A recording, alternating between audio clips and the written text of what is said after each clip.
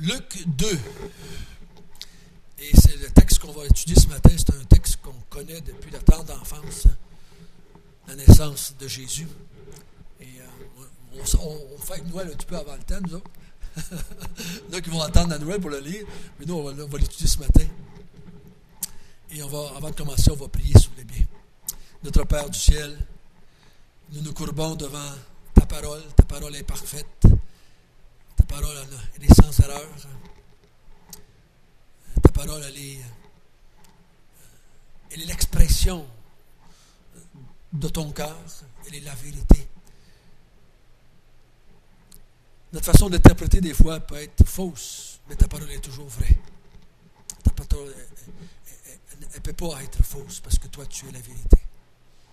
Guide-nous ce matin, fortifie nos cœurs, prépare-nous peut-être d'une façon toute spéciale à fêter Noël d'une façon spéciale cette année, parce qu'on comprend encore plus la grandeur de l'amour que tu as manifesté en Jésus pour nous. Guide cette étude et sois glorifié par nous. Au nom de Jésus.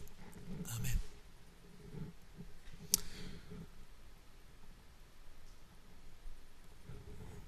On dit que dans notre monde d'aujourd'hui, les riches deviennent de plus en plus riches et les pauvres deviennent de plus en plus pauvres. C'est une vérité. Il semblerait que c'est quelque chose qui se passe un peu partout dans le monde. Et nous sommes dans le côté d'un peu des riches dans l'Amérique du Nord, comparé au restant du monde. Et les relations entre les riches et les pauvres n'ont jamais été faciles. Jamais été facile. Les riches ont tendance à se séparer. Vous allez remarquer que les bidonvilles, c'est qu'on appelle, dans les grosses villes comme Montréal, il y en a. Si vous allez sur le quartier Saint-Henri à Montréal, c'est les pauvres qui vivent là. Si vous allez à Westmont, c'est les riches qui restent là. On se sépare physiquement. On se sépare physiquement. Il y a eu des temps où les autobus, les trains étaient séparés. Les riches avaient leur place. Dans les avions, on a encore cela. On appelle ça first class. La première, ça c'est pour les riches, la première classe. Et vous avez la classe économique. Les genoux coincés en dessous du banc de l'autre. On est plus serré, on est plus tartiné. Une fois, j'ai embarqué dans la first class, pas parce que j'avais le moyen, c'est parce que j'avais gagné un prix.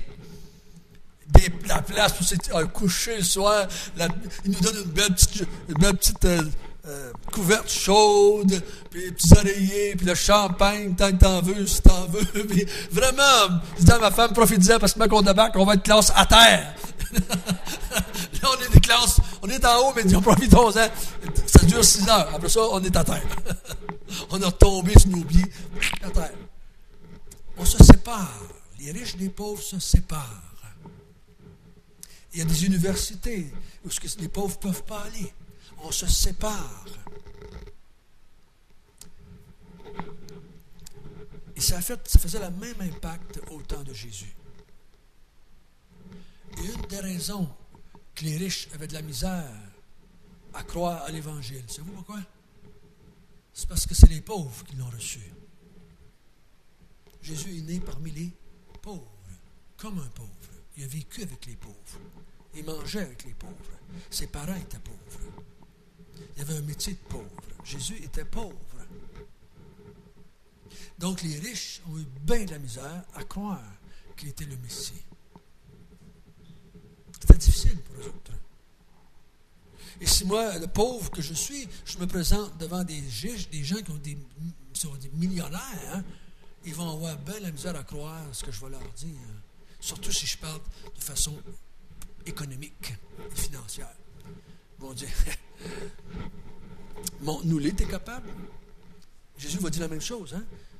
Vous allez me dire, médecin, guéris-toi toi-même. Si tu es venu pour nous emmener dans la prospérité, si tu es venu pour nous emmener dans la richesse, pourquoi est-ce que toi, tu es pauvre? Jésus avait dit quoi? Je suis venu annoncer l'évangile aux pauvres. Les pauvres, eux autres, dans le temps de Jésus, vont le recevoir à bras ouverts. Pourquoi? Il fait partie de leur gang. Ils n'ont pas de misère avec Jésus. Il fait partie de leur gang. C'est un pauvre aussi. Donc, il y a eu beaucoup moins de misère à se faire écouter par les pauvres que par les riches. Parce qu'il est né, lui, parmi ces gens-là. Je me suis posé la question cette semaine, pourquoi est-ce qu'il avait fait cela? Pourquoi il n'est pas venu, il n'a pas embarqué dans la classe moyenne? Hein? Il y a les riches, puis les pauvres, on dit la classe moyenne. Pourquoi il n'est pas venu dans la classe moyenne? Il en a peut-être réussi à pogner les deux bords. J'ai demandé. Mais il n'a pas répondu. Il ne l'a pas dit pourquoi il avait fait ça. Mais bienvenue parmi les pauvres. Et je crois que pour notre ami Théophile, qui faisait partie des riches, son nom nous dit, très excellent Théophile, il faisait partie des riches, de la classe riche. On ne l'aurait pas appelé excellent Théophile si c'était un pauvre quêteux. Et lui, tout Théophile avait probablement un petit peu de misère avec le fait que Jésus faisait partie des pauvres. Et vous savez, dans l'histoire de l'humanité, écoutez bien ce que je vous dis, tant que l'Église reste pauvre, l'Église grandit. Quand l'Église devient riche, dans toute l'histoire depuis 2000 ans, l'Église meurt spirituellement. C'est un fait accompli. C'est une preuve historique. Ça fait toujours ça. J'ai demandé ça à mon prof quand il nous a enseigné ça pour la première fois. J'ai dit, mais qu'est-ce qu'on peut faire pour éviter ça? Il dit, je ne le sais pas. Si tu en trouves un moyen d'écrire un livre, tu vas devenir riche à ton tour. Parce qu'il dit, on ne sait pas quoi faire. Ça fait toujours la même chose. L'Église commence généralement, toujours, dans la classe pauvre de la société. Toujours. Général Booth, avec l'armée du salut, a fait un grand réveil des années 1860-70.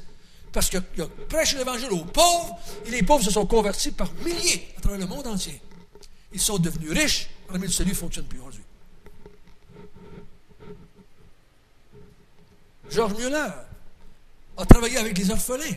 L'Église a grandi, ils sont devenus riches, c'est mort. Regardez toutes les grandes églises protestantes qui ont été un jour très évangéliques, sont en grande partie tous morts aujourd'hui. Il y a encore des noms, mais ils ne prêchent plus l'Évangile. Toujours la même vérité. Toujours la même vérité. Puis nous autres, des fois, même en tant que chrétiens, on désire devenir bien riche. Mais ça nous tue dans l'œuf. Ça ne nous enlève pas notre salut. Voyons là. Mais ça fait mourir l'Église avec le temps. Savez-vous pourquoi? Parce que quand l'Église devient riche, elle ne veut plus aller vivre avec les pauvres. Elle aussi. On ne veut plus aller vivre avec les pauvres. On lui envoie de l'argent. On est bon pour ça. On lui envoie de l'argent, mais on ne veut plus descendre là. On ne veut plus aller vivre avec eux autres. On ne veut plus aller travailler avec eux autres. On meurt comme ça. Je ne dis pas qu'on meurt spirituellement. Là. Parce que l'Église, tranquillement, s'éteint. Elle ne prêche plus l'Évangile. Ça s'amoindrit. Il y a un monsieur qui nous avait enseigné ça. Il avait montré l'Église comme un triangle. Puis dans le bas, quand elle commence, c'était les pauvres. C'est au point le plus large. Puis plus elle monte dans les couches sociales, plus elle devient étroite. Moins il y a de monde dedans. Quand l'Église a commencé aux États-Unis puis au Canada, je ne sais pas pourquoi j'ai fait ça comme ça. Là. Je n'ai pas fait ça comme ça puis comme ça. Je ne sais pas ce qu'ils sont les États-Unis le matin. Mais quand l'Évangile est arrivé aux États-Unis et au Canada, c'était des pauvres qui arrivaient de l'Europe. Des gens qui fuyaient l'Europe, des chrétiens qui fuyaient l'Europe pour venir trouver un pays où ils pouvaient pratiquer leur foi librement. Et l'Évangile s'est propagé. Et on est devenu quasiment un continent chrétien dans l'espace de 50 ans. Aujourd'hui, on est considéré comme des pays non chrétiens. Maintenant, c'est la Corée qui envoie des missionnaires au Québec, au Canada, pour aux États-Unis. Parce qu'on n'est plus chrétien. On n'est plus considéré comme un pays chrétien. Voyez-vous comment ça change? Ça fait toujours ça partout. Tout le temps.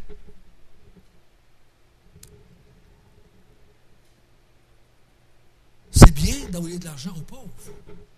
Mais c'est mieux d'aller travailler avec les pauvres. C'est encore mieux. Parce que ça nous garde dans l'humilité. Ça nous garde dans la réalité. La réalité de ce que les gens vivent. Parce que on nous dit que 80% de la population du monde est pauvre. 20% est riche. Les 20%, c'est l'Amérique du Nord. Vous avez déjà entendu les statistiques? La population, 20% de l'Amérique du Nord, on est 20% de la population du monde.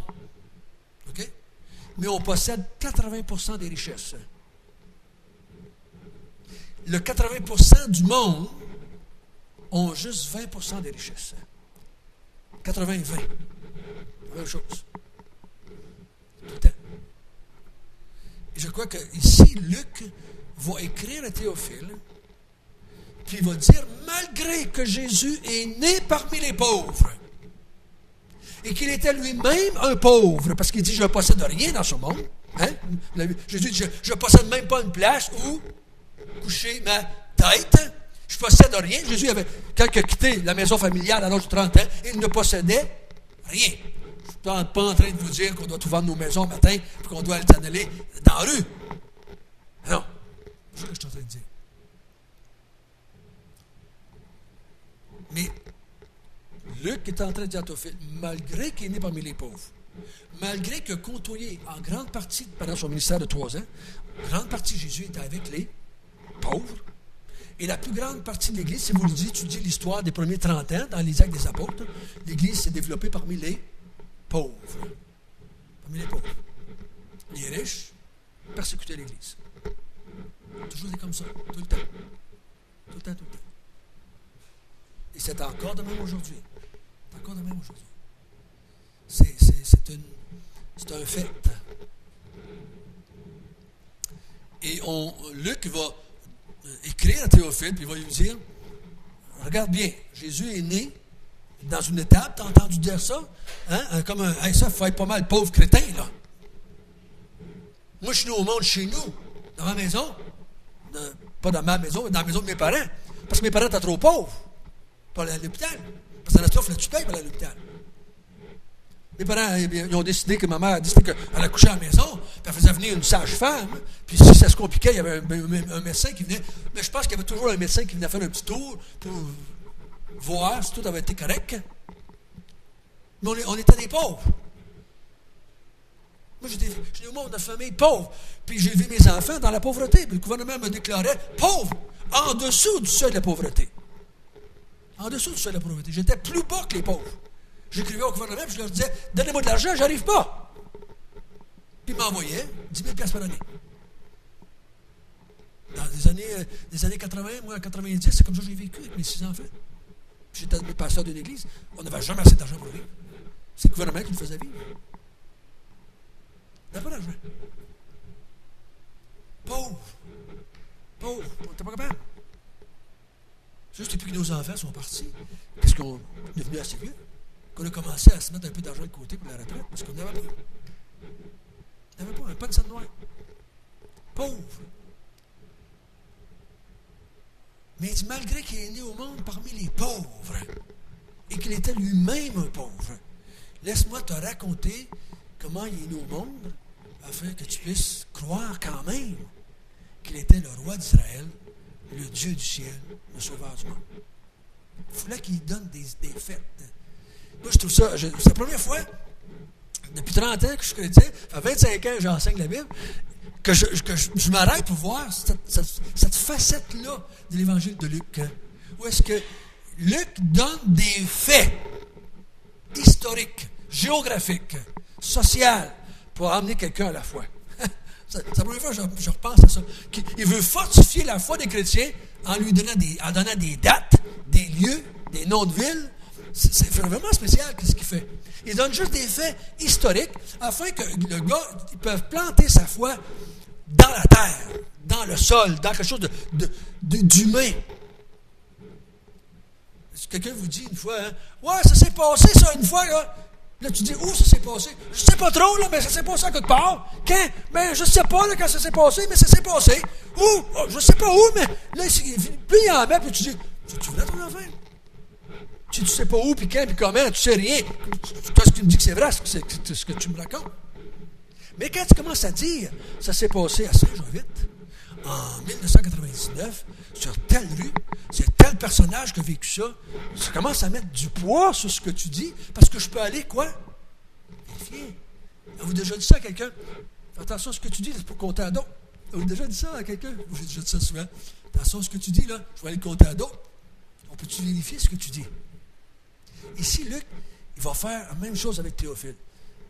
Théophile dit, attention à ce que tu dis, Luc, je peux aller vérifier. Il va donner des dates, des noms, des villes. Ça, j'aime ça parce que ça me rejoint moi. Ça me rejoint moi. J'aime baser ce que je crois sur des faits historiques. J'ai lu un livre un jour, ça s'appelait Le Jésus historique. Et le gars faisait juste ça. Remettre dans l'histoire de l'humanité, dans l'histoire païenne du monde, remettre l'histoire de Jésus et dire, regardez, ça s'est passé là, comme ça, à ce moment-là, dans cette place-là. Il plantait des racines dans l'histoire du monde. Il mettait Jésus, en fait, partie de ce monde. C'est pas quelqu'un qui est dans les airs, c'est pas un bonhomme avec des ailes dans le dos, tu sais, là, comme on voit des fois dans certains mythes là, grecs. Là. C'est pas des bonhommes avec des ailes sur le bord de la tête. Là. C'est pas ça, là. C'est un homme qui est passé sur la terre comme nous. Mais il était aussi Dieu à ce moment-là. Donc, regardons ce qu'il va dire dans Luc chapitre 2, verset 1. Il va commencer par nous citer. Ce qu'on va voir ce matin, Luc a fait appel aux anges. L'ange Gabriel qui a parlé à Zacharie. L'ange Gabriel qui a parlé à Marie. Ensuite, ça, il a appelé le Saint-Esprit. Le Saint-Esprit a rempli Élisabeth. Le Saint-Esprit a rempli Marie. Le Saint-Esprit a rempli Zacharie. Puis a donné des révélations. Ce matin, il revient aux anges. Encore une fois, un message angélique qui va révéler quelque chose au sujet de Jésus. Mais remarquez bien, Jésus n'est pas encore au monde. Luc est le seul qui fait ça. 2 chapitres, excusez. Puis 2 chapitres très longs. Le premier chapitre avait 80 versets. On voit pas ça souvent dans la Bible. Il va mettre 2 longs chapitres. Puis il va parler de ce que le monde a dit avant que Jésus soit au monde. C'est intéressant, ça. C'est pas ce que les apôtres ont dit. C'est des choses qui se sont dites avant. Comment est-ce qu'ils pouvaient dire quelque chose par rapport à cet enfant-là qui n'était pas encore au monde? Avez-vous déjà essayé ça? Moi, mon enfant, ma femme est enceinte, mon petit gars, il va devenir un médecin. Vous avez 99% des chances de vous tromper. Hein? Mais comment ça que tu as commencé à parler de Jésus avant qu'il soit au monde? Comment ça qu'ils savaient ces choses-là? C'est parce que c'est des choses qui sont venues de Dieu. Hein? Les anges, cet esprit. Encore une fois, ce matin, les anges. Donc, eux autres pouvaient révéler l'avenir de cet enfant-là. Qui il était, qu'est-ce qu'il était pour faire. Autant, à ce temps-là, parut un édit de César Auguste, ordonnant un recensement de toute la terre. Toute la terre ici, ça veut dire toute la terre romaine, probablement. Tout l'Empire romain qui était sous contrôle de l'Empire romain. Ils ne pouvaient pas commander des choses qui étaient en dehors de l'Empire romain. Okay? Ce premier recensement eut lieu pendant que Quirinus était gouverneur de Syrie. Donc il dit, c'est au temps de César Auguste, c'est au temps de Quirinus qui était gouverneur de Syrie. Donc, on peut citer, si vous lisez des livres de l'histoire de l'humanité, vous allez retrouver ces gens-là qui se situent alentour l'an 4, 5, l'an 6, alentour de cela, de notre ère, avant Jésus. Nous, on dit Jésus est né en l'an 0, mais on sait aujourd'hui que Jésus serait né en alentour de 5 avant 0. 5 avant 0. Bon, on ne se battra pas pour 5 années. Hein? Sur une période d'histoire de, mettons, 6-7 000 ans, on ne s'assinera pas pour 3-4 ans. Il n'y avait pas les ordinateurs. On peut lui pardonner, il n'y avait pas les ordinateurs dans ce là pour savoir l'heure juste. Il n'y avait pas tous les mondes digitales. C'est pas si vous êtes comme moi. Savez-vous comment j'ai d'horloge puis une montre dans la maison chez nous? L'autre fois, j'ai dit, c'est épouvantable. Épouvantable. 13.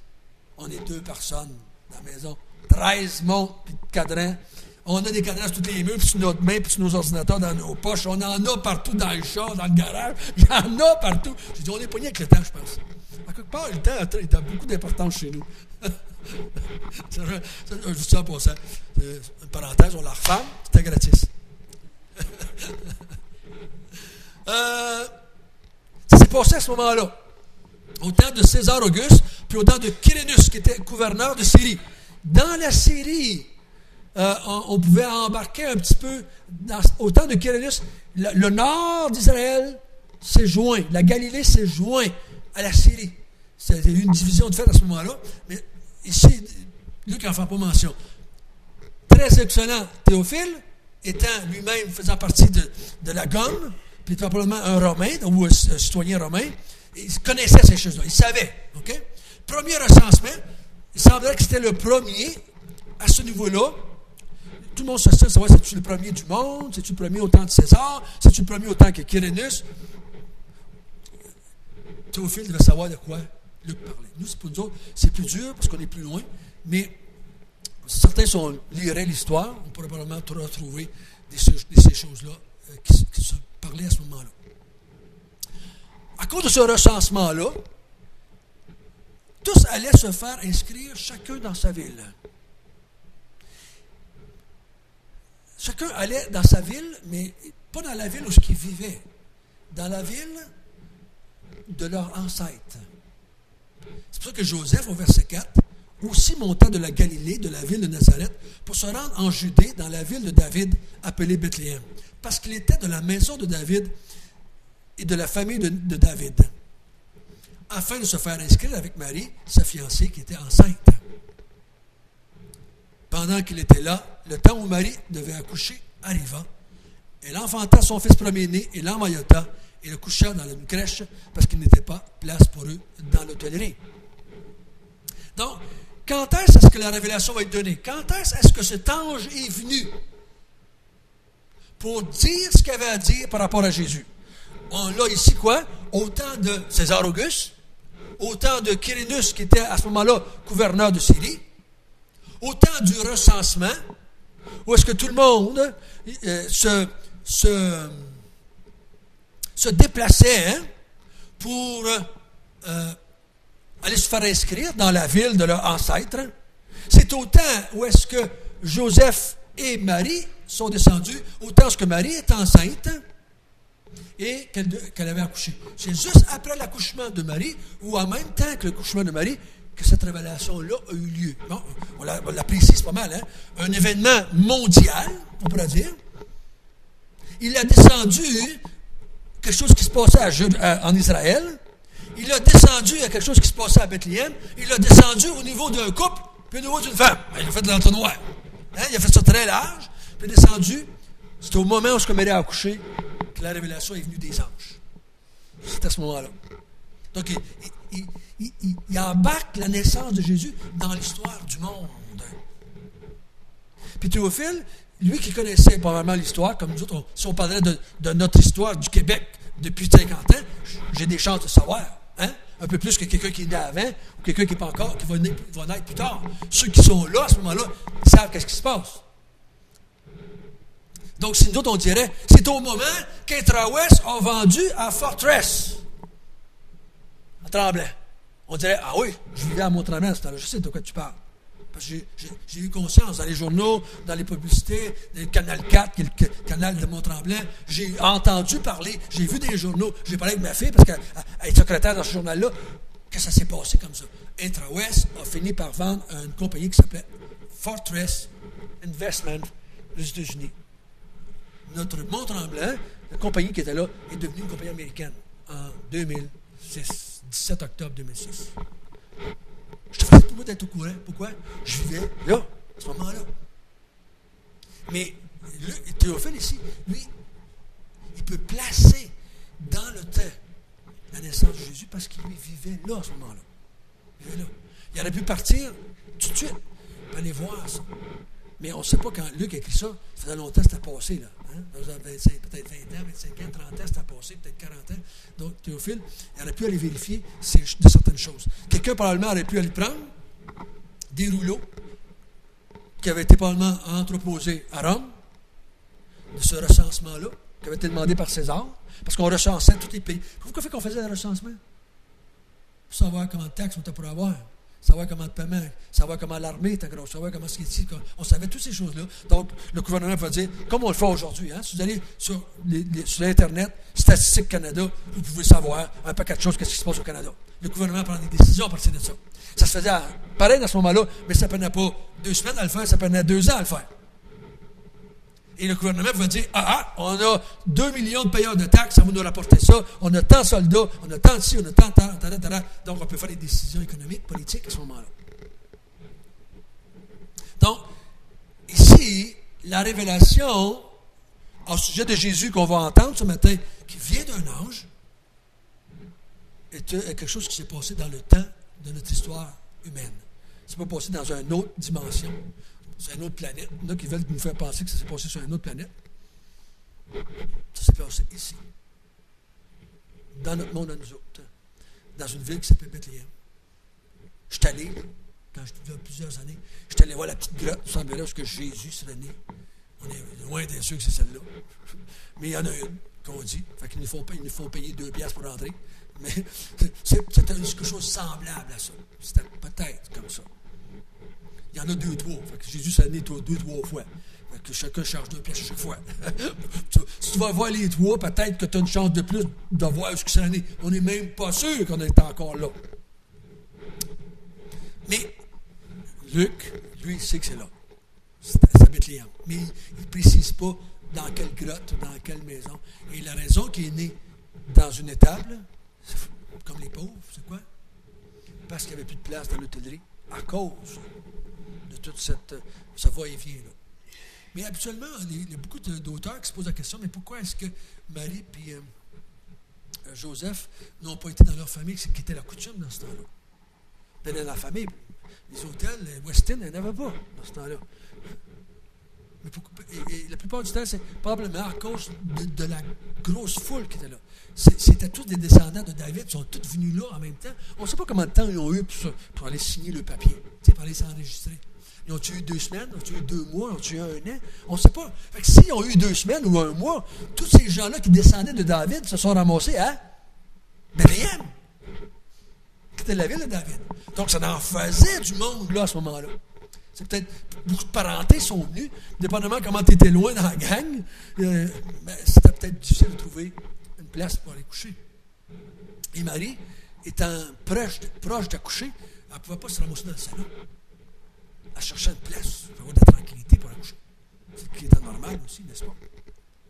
Donc, pendant qu'ils ont dit, va par là, puis trouve-toi un trou là. Il y a beaucoup de personnes qui disent que c'était pas dans une grotte. Il y en a qui disent que c'était dans une maison. Vous savez comment les maisons étaient anciennement? Au premier étage, vous aviez la maison. Sur le toit, ils vivaient là en grande partie de l'année. Ils vivaient sur le toit de la maison, sur le toit. Parce que c'était moins chaud quand c'était sur le dessus du toit. Au milieu, c'était là la famille vivait dans les temps plus froids ou de pluie. Et sous la maison, il y avait l'étable. Sous la maison étaient les animaux qui vivaient là. C'est peut-être là que Marie a descendu. Parce qu'il n'y avait plus de place en haut. Ils ont trouvé une place où est-ce que les animaux étaient. Et les animaux étaient peut-être encore dehors, parce que c'était peut-être pas bien froid. Les animaux étant dehors, ils ont peut-être utilisé cela pour héberger des gens, pour se coucher. On ne sait pas quand Jésus est né au monde. Nous, on pense 25 décembre, il fait frais. C'est pas sûr que soit né au monde le 25 décembre, pas en tout. La plupart, ils pensent plutôt que c'est plus vers le mois d'avril, qui est un mois pas froid, mais c'est un mois plus pluvieux dans le coin d'Israël. Si la pluie était comme ça dans ce temps-là, on n'est pas sûr. Il n'y a pas quelque chose qu'on n'est pas sûr. Ce qu'on peut être sûr, c'est ce qui est marqué ici. Donc, c'est dans ce moment-là, et c'est important qu'il dit tout ça, les premiers 7 versets. C'est juste pour nous emmener à la place. Quand ça s'est passé? Où? Vous savez, je suis certain que cette journée-là, il est né des milliers d'enfants. Des milliers d'enfants. Peut-être des dizaines de milliers d'enfants sont venus au monde cette nuit-là. Je ne sais pas comment est-ce qu'il y en est aujourd'hui. On nous dit qu'il y a au monde des milliers d'enfants à la minute dans le monde aujourd'hui. Mais pourquoi parler de celle-là? C'est quelque chose de spécial. C'est passé quelque chose de spécial cette nuit-là à Bethléem.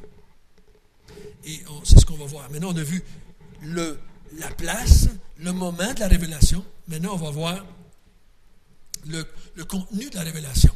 OK? Là, oui, c'est ça. Il faut moi que je les vois avant de vous en parler. C'est le contenu de la révélation angélique. Donc, on va voir maintenant le contenu de la révélation. OK? Le contenu. Donc, là, on est rendu au verset 8.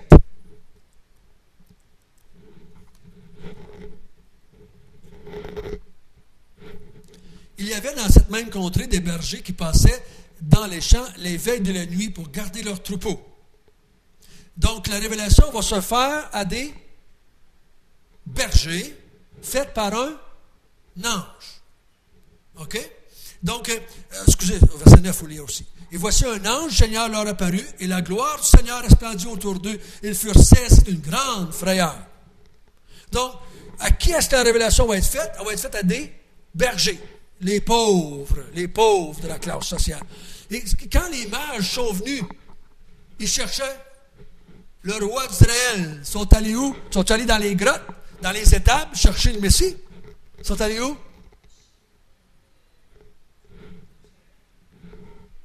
Hérode. Ils sont allés au palais royal. Voilà. Des riches qui cherchent un roi vont aller dans les palais royaux. Ils étaient bien dans leur tête, très loin de penser qu'ils retrouveraient le roi qu'ils cherchaient dans une étape. C'était bien loin de leur pensée, ces autres. Ils sont allés directement. Moi, c'est ce que j'aurais fait aussi, humainement parlant. Tu cherches le roi d'Israël, tu t'en vas au palais royal. Tu n'as pas d'étape. Normalement, humainement parlant, socialement, politiquement parlant, tu t'en vas où est le roi. Si tu vas voir le roi qui va prendre la succession. Et là, c'est une révélation qui va être emmenée à des pauvres par un ange du Seigneur, un messager de Dieu. Un messager de Dieu. Il vient, il descend du ciel, il vient parler aux hommes. Mais il dit, et la gloire du Seigneur resplendit autour d'eux. Si la gloire du Seigneur était là, ça veut dire quoi? Si la gloire du Seigneur était autour d'eux, ça veut dire quoi? Le Seigneur était là. Dieu était là. Aussi. C'est pas juste une lumière dans les airs, là. Il n'a pas allumé 200 watts, là. La gloire du Seigneur est autour des anges. Dieu était là avec les anges. Et par les anges, il va leur parler. Il va utiliser les messagers. On se demande pourquoi il ne l'a pas fait lui-même, je ne sais pas. Il a parlé, parce que des fois, Dieu parle, on entend juste une voix, comme au baptême de Jésus. Mais cette fois-là, Dieu a utilisé les anges pour parler aux bergers, mais la gloire de Dieu était là. Dieu était présent là, à ce moment-là. Et il veut emmener un message. Et quand ils ont vu ça apparaître dans la nuit, ils ont eu la chienne, en québécois. Ils ont eu peur, ils ont eu la frousse. Et si j'avais été là, comme je me connais, j'aurais vraiment mis ma couverte par la tête, me suis couché à la terre, j'attends que ça passe. J'attends qu'il fasse clair. Ça va peut-être disparaître. Ils ont eu peur. C'est normal qu'ils aient eu peur. C'est bien normal. Tu vois apparaître ça au milieu de la nuit, t'es dans le bois, il fait noir, il n'y a pas de lumière alentour. Tu gardes tes moutons, tu t'attends pas. Tu as peut-être pensé qu'il pouvait apparaître un ours ou un loup, mais pas un ange dans le ciel. Et que cette lumière qui resplendit épouvantable. Ils furent saisis d'une grande peur. Mais le message, il dit au verset 10, mais l'ange lui dit, ne craignez point, je vous annonce une bonne nouvelle, que c'est donc heureux. Il dit qu'il va être un sujet de joie. Les bonnes nouvelles, ça l'amène toujours de la... C'est normal. Mais je suis content qu'il n'ait pas fait, comme on a vu un matin dans l'Ancien Testament, que ce n'était pas un messager de mauvaises nouvelles. Il y a eu des messagers de mauvaises nouvelles dans l'Ancien Testament. Il va en avoir des messagers de mauvaises nouvelles dans l'Apocalypse. Il va en avoir, je vous garantis. Il y a plein d'anges dans l'Apocalypse, mais ils amènent tous des mauvaises nouvelles. Parce qu'ils viennent amener la destruction du monde. L'ange dit, n'aie pas peur. N'aie pas peur. Je vous amène une bonne nouvelle. Une bonne nouvelle. Une nouvelle qui va être pour vous autres un grand sujet de joie. Donc la révélation a été emmenée à des bergers par des anges, avec la présence de Dieu qui était là. Et c'était une bonne nouvelle.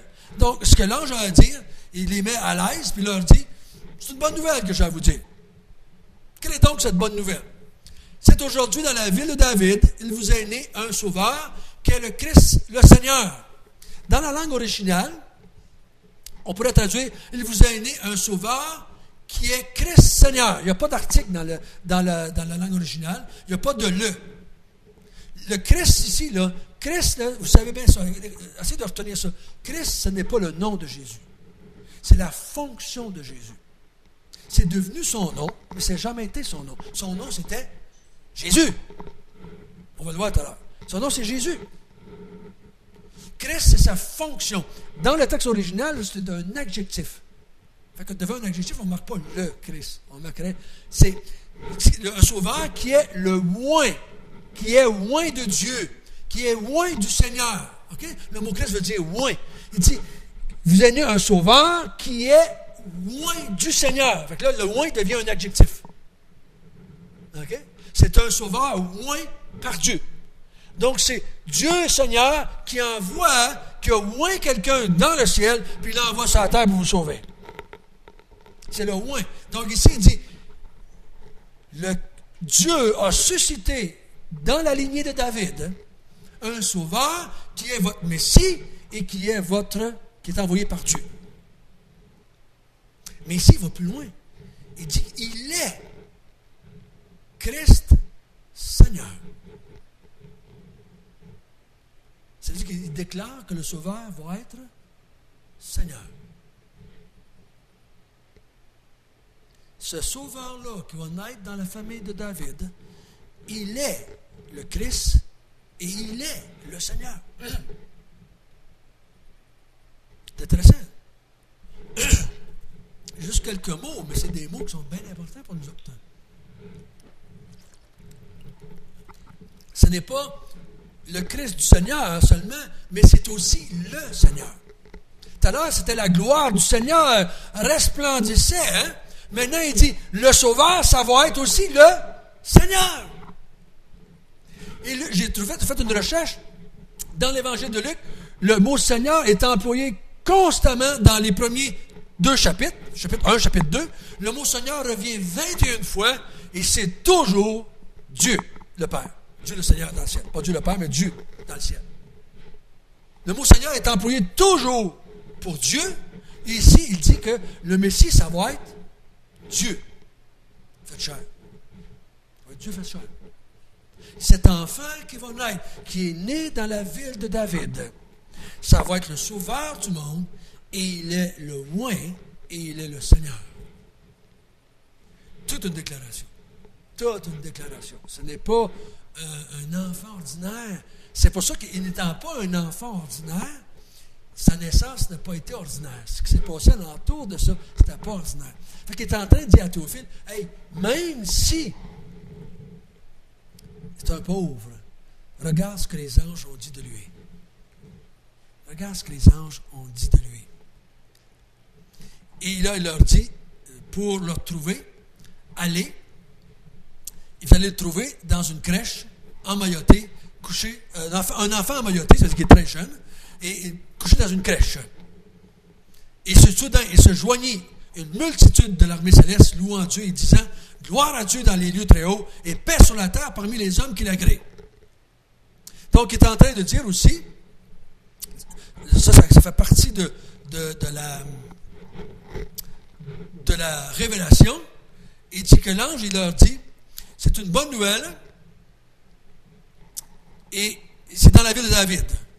Il dit, il va le faire, au verset 14, il va faire la gloire de Dieu. Parce qu'il dit, cet enfant qui naît, qui est descendu, il va naître, c'est lui le Christ, c'est lui le Seigneur. Pour verset 14, gloire à Dieu dans les lieux très hauts. C'est gloire à Dieu. Cet enfant-là va faire la gloire de Dieu. Cet enfant-là est la gloire de Dieu dans les cieux. Si on aurait pu monter dans le ciel avant que Jésus descende sur la terre, il faisait la gloire de Dieu, cet enfant-là, dans le ciel. Puis il fait encore la gloire de Dieu aujourd'hui et pour l'éternité. Jésus, cet enfant qui naît, c'est la gloire de Dieu. C'est ça qui va emmener la gloire de Dieu. C'est ça qui fait la gloire de Dieu. Et ça va faire aussi la paix sur la terre, parmi les hommes qui l'agréent. Et là, il y a différentes traductions, là. Plusieurs traductions par rapport à ça. Paix sur la terre parmi les hommes qui l'agréent, parmi les hommes qui le reçoivent. Il y en a qui c'est traduit paix sur la terre. Il y en a qui ont traduit, comme la Sommeur a traduit paix sur la terre aux hommes qui l'aiment. La colombe, paix sur la terre parmi les hommes qui l'agréent, c'est la même chose. La Bible Top a traduit paix au plus haut des cieux et sur la terre, paix pour ses bien-aimés. Dans la langue, il va emmener la paix sur la terre. Il va emmener la paix sur la terre. Et je crois que nous, on l'attribue la paix spirituelle, mais c'est correct. Paix spirituelle aux hommes qui l'agréent, aux hommes qui le reçoivent, aux hommes qui vont croire en ce Messie-là, qui vont recevoir ce Sauveur-là. Parce que la paix est connectée ici à quoi? À la venue du petit enfant-là qui vient sur la terre. Hein? Il va naître, et ça va faire la paix sur la terre. Donc, ceux qui vont recevoir ce Sauveur-là, qui est le Christ, le Messie, le Seigneur, vont vivre la paix. Vont vivre la paix. OK? Donc, ça, c'est l'enfant né de Marie est le Sauveur, le Christ, le Seigneur. Il est la gloire de Dieu dans les cieux et la paix sur la terre pour les hommes. Ça fait que l'enfant qui vient de naître, c'est une autre histoire. Il y en a juste un comme ça, puis il n'y en aura pas d'autre. Il n'y en aura pas d'autre. On va prendre quelques minutes de plus, si vous me permettez, juste pour terminer, ce ne sera pas long. Verset 13, juste à partir du verset. Regardons maintenant la réaction qu'ont eu les bergers. Quelle est la réaction à cette révélation? Quand on reçoit cette révélation-là comme étant la vérité qui vient de Dieu, qu'est-ce que ça fait dans notre cœur?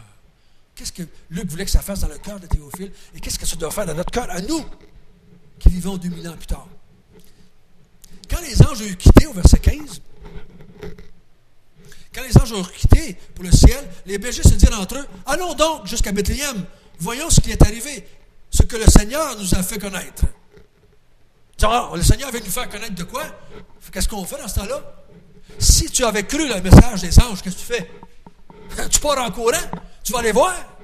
Tu vas voir, hein, ils viennent de nous dire qu'il est né un enfant, là, qui est le roi du monde, qui est le Seigneur du monde, qui est le Messie, qui est notre Sauveur. Allons voir, allons voir. Est-ce qu'il y avait la foi avant de partir? Ben oui. S'il n'y avait pas eu la foi dans cet ange-là, il ne serait jamais allé. Ils ont dit, ça semble extraordinaire l'affaire, ça semble quasiment incroyable, mais on va y aller. Et au verset 16, ils allèrent en hâte et trouvèrent Marie. Comment ils ont fait de trouver la foutue grotte? Ou dans quelle étape? On ne le sait pas. On ne le sait pas. Ils s'en vont à bonne place. C'était pas Montréal, la ville de Bethléem, là, mais c'était pas non plus Saint-Jovite. C'était un petit peu plus grand que ça. Comment ils ont fait? On n'a aucune idée. Aucune idée.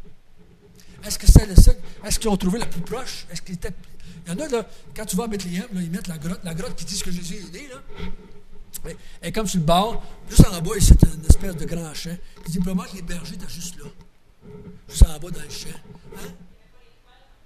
Non, c'est pas eux autres. Ça, c'est les mages. C'est 2 ans plus tard, ça. Okay?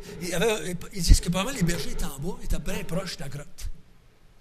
Fait que, il y en a qui disent que les anges auraient dit allez voir, là, il vous est né. Ils ont pointé, ils faisaient. On peut imaginer n'importe quoi. Quand c'est pas marqué dans la Bible, on peut avoir de l'imagination tant qu'on en veut. On ne sait pas comment ils ont fait. Mais c'est pas tellement loin. C'était pas au bout du monde non plus, parce qu'ils l'ont trouvé tout de suite. Là. Okay? Ils l'ont trouvé tout de suite. Hein. Donc, ils sont allés, ils l'ont trouvé. Après avoir vu au verset 17, après qu'il l'ait trouvé dans la mangeoire, qu'est-ce que ça l'a fait? Les faits historiques, les faits physiques fortifient la foi, ne donnent pas la foi, mais ça fortifie la foi. Ça l'amène de la certitude, comme l'Évangile de Luc a été écrit pour amener de la certitude dans la vie de Théophile.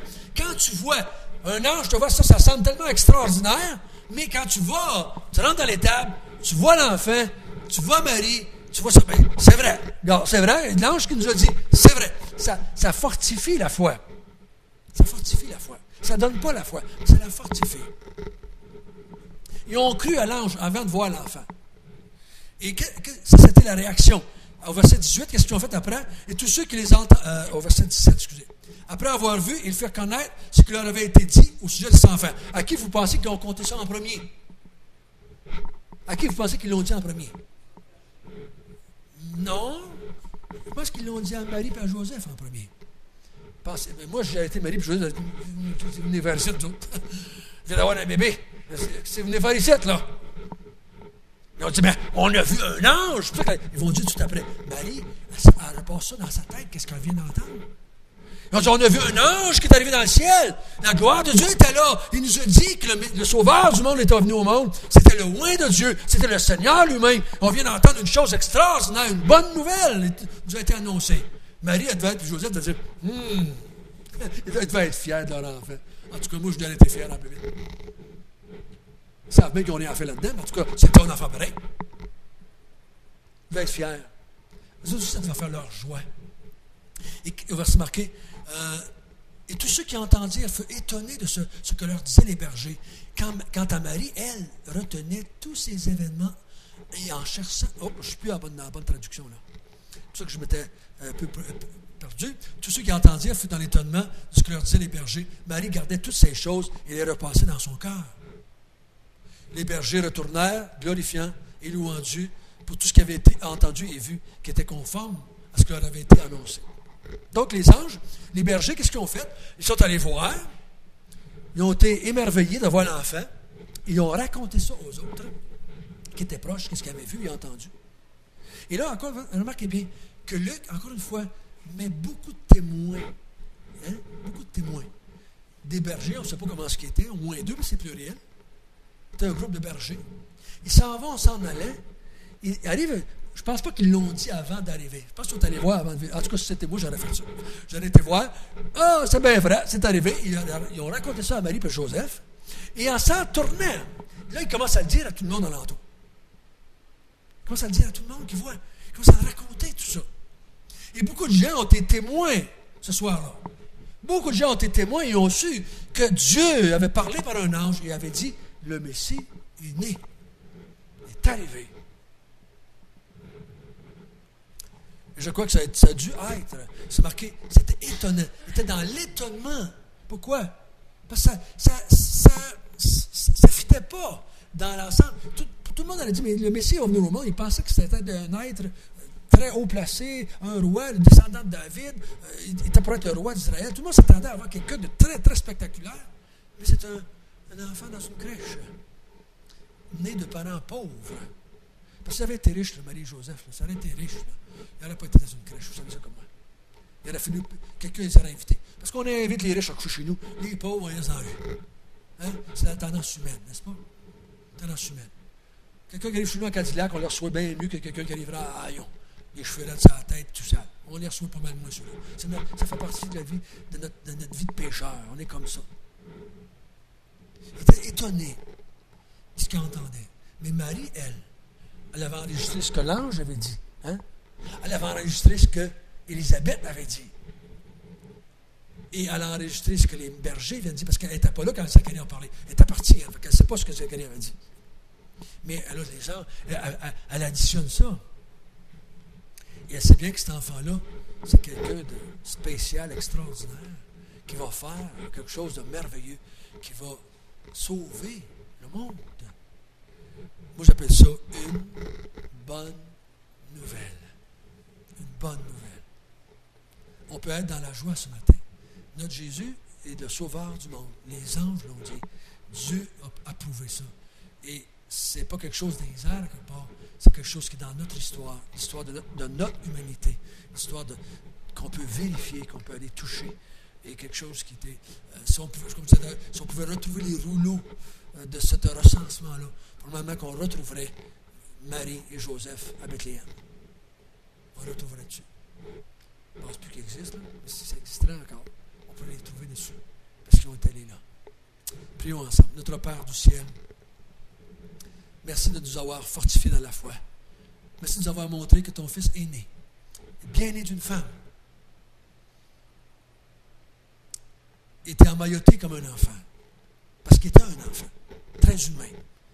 Il avait froid, donc on l'a emmailloté pour pas qu'il ait froid. Des bergers les ont vus. Et Seigneur, c'est une histoire qui était vécue dans notre monde. Mais ces anges n'allaient pas apparu cette nuit-là, ça aurait été une naissance comme toutes les autres naissances. Il n'y aurait pas eu rien de différent. Personne ne serait aperçu de rien. Mais tu as fait quelque chose de spectaculaire afin de montrer au monde que cet enfant était quelqu'un de très spécial, qu'il était le sauveur du monde, le oint de Dieu, le Seigneur du monde. Nous autres aussi, Seigneur Dieu, on veut repasser ces choses dans notre cœur comme Marie le faisait. Et aide-nous cette semaine à le dire à d'autres. Aide-nous à le partager, de faire comme les bergers. À partager ça peut-être à nos voisins, à nos amis, à nos enfants, à les gens avec qui on travaille, afin qu'ils puissent trouver la paix, eux autres aussi, comme on a trouvé la paix, nous autres aussi, avec Dieu. Seigneur, si on ne leur dit pas, qui va leur dire? Mais tu connais notre faiblesse, Seigneur. Tu connais notre faiblesse. Hein? Mais on connaît aussi ta puissance. Et on s'offre à toi. Prends-nous, utilise-nous pour te glorifier dans la vie de ceux qui ne te connaissent pas encore. Au nom de Jésus. Amen.